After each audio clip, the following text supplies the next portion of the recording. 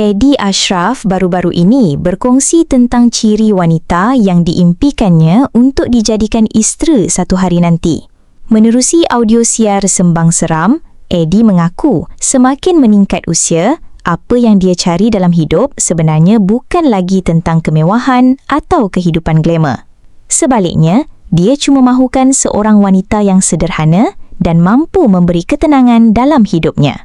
Menurut Eddie, sepanjang hidup dia sudah terlalu biasa dengan dunia glamour.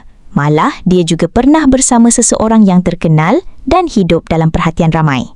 Tapi, akhirnya, semua itu membuatkan dia sedar satu perkara. Dia cuma mahu kehidupan yang normal.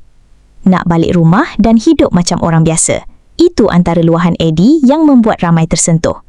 Katanya lagi, populariti biarlah hanya untuk kerjaya. Bila balik ke rumah, dia mahu jadi diri sendiri tanpa tekanan dunia luar.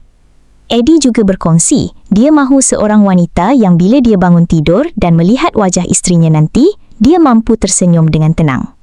Baginya, cantik itu sangat subjektif. Apa yang lebih penting adalah rasa selesa dan bahagia apabila bersama. Dalam masa sama, Eddie turut meluahkan satu perkara yang paling menyentuh hati ramai pendengar. Katanya, dia mahu membina keluarga yang tidak pernah dirasakan sebelum ini.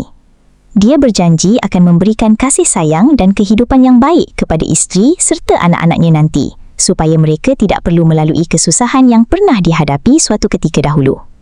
Kadang-kadang orang nampak seseorang itu hidup glamour dan bahagia di luar, tapi tak ramai tahu ada juga luka dan kekosongan yang disimpan jauh dalam hati.